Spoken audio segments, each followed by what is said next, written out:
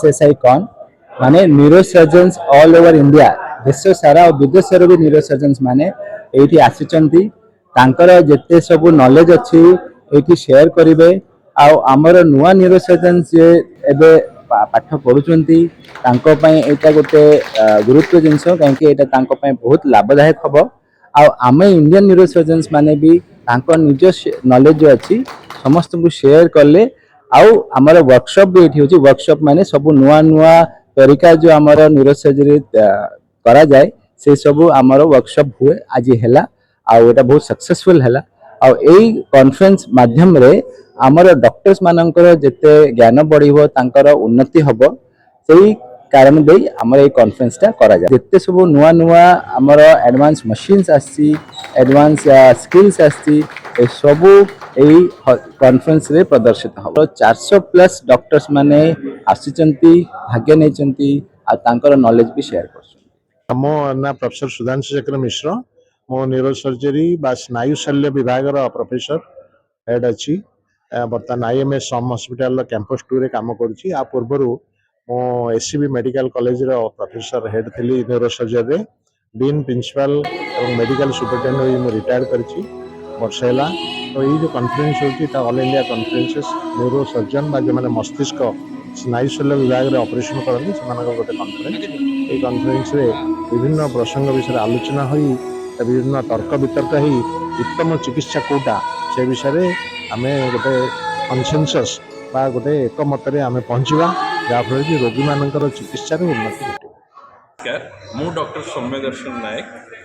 न्यूरोलोजिस्ट ब्रह्मपुर निश्चित भाव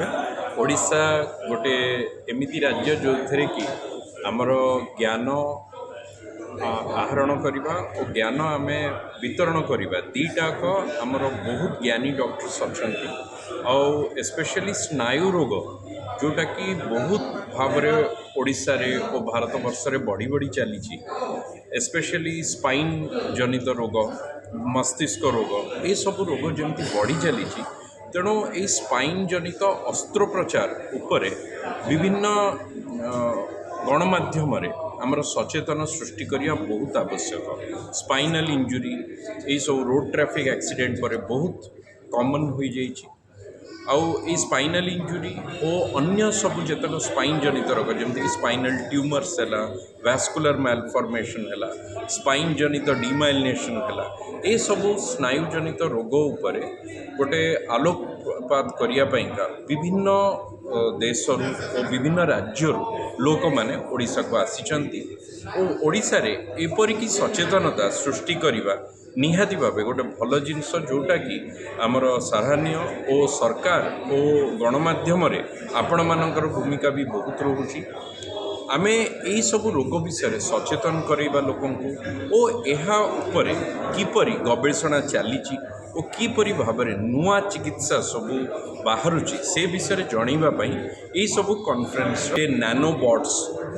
AI technology based operations ओ आमर जमकी आमर यूज होची robotic surgery spinal surgery skull base पाइंका तापर किरण द्वारा बा लेजर माध्यम केमती सर्जरी होची ये सब नूतन जिनस जोटा कि बाहर आसूची और सेटा जमती आमर इंटरवेंशनल न्यूरोसर्जरी स्पाइनल सर्जरी आमर बिना अस्त्रोपचार रे भितर भितर आमे केमती आमे करि परिबा जमती कि ट्यूमर ड्यूरल मालफॉर्मेशन सब क्लियर कर परिबा ता विषय मध्य आलोकपात करिया पई विभिन्न राज्यरू विभिन्न देशरू एक्सपर्ट्स सब जो माने फील्ड रे